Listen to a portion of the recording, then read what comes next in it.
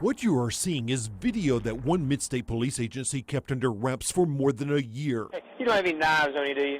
No knives? No guns? Never. It shows how an Indian-American businessman from New York lost $160,000 during a nighttime traffic stop along I-40 in Dixon County. Holy crap. Money that authorities would eventually be forced to return more than a year later. Of all the police video that our investigation uncovered over the past 4 years, none is as compelling as the one you're about to see. It shows interdiction agents offering two men their freedom for their cash. So is it good police work or policing for profit? Phil Williams investigates.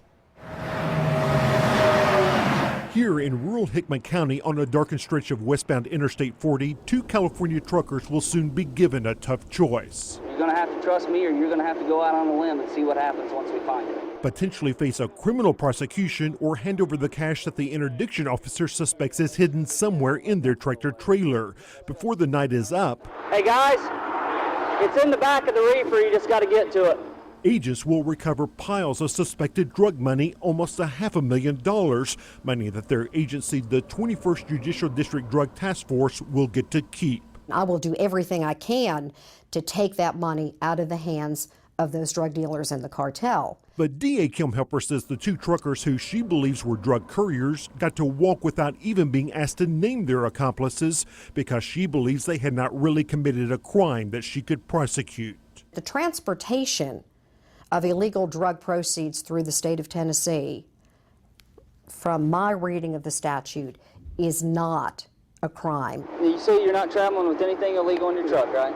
No drugs, and you're not traveling with any large amounts of U.S. currency? No, sir. The incident begins as a routine traffic stop, except in this case, agents are specifically looking for drug money heading back to Mexico. You wouldn't have a problem if I search your truck or your trailer for any items mentioned? As the time passes, suspicions are aroused by discrepancies in the truckers' stories, but officers are not finding anything up in the refrigerated trailer known as a reefer, so the agent begins threatening the truckers with criminal prosecution. Money laundering is what it's called, and it's a federal offense.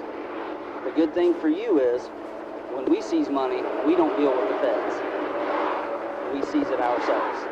And if it ain't your money, and you say, Agent Owens, it ain't my money, I don't know how it got there. He's telling the guy, if you tell me it's not your money, we're fine. Right. He's essentially offering him his defense, isn't he? I don't think he is, because I think he recognizes at this point that the transport of money just through the state is not a crime under our money laundering statute. Does it not make sense that I'm trying to help you? Because you honestly can't think for a second that we ain't gonna stay here until we find it. He sure is making this guy think he has committed a crime. Well, and again, as I've indicated to you, law enforcement agents use various means of questioning to get as much information as they can. But if I have not committed a crime, is it proper for a police officer to make me think that I have? I believe that officers can use a variety of techniques. If you don't, then what I have to do is I have to report it to the feds. All right? The feds are in charge of what? They're in charge of citizenship, immigration, all of that stuff. All right? And then they're going to come knocking on your door and they're going to talk to you about it. It sounds like he's saying, give me your money or I'm going to call the feds. It may sound like that. I don't think that that is ultimately the intent. Here's the thing, all right? Don't talk to him. Just listen. Just listen, okay? Do you want to go home? I sure do. Still, the officer assures the driver that if they cough up the cash, they will not be asked to rat out their accomplices. Hey, I'm not asking you if you have knowledge about it, and I won't ask you if you have knowledge about it. You understand me? All I'm asking you is where's the money? Throughout this incident, the officers tell him, you do not have to tell us where you got this money. I don't even care where you got it. All right, I want the product. That's what I'm after. Is that police work?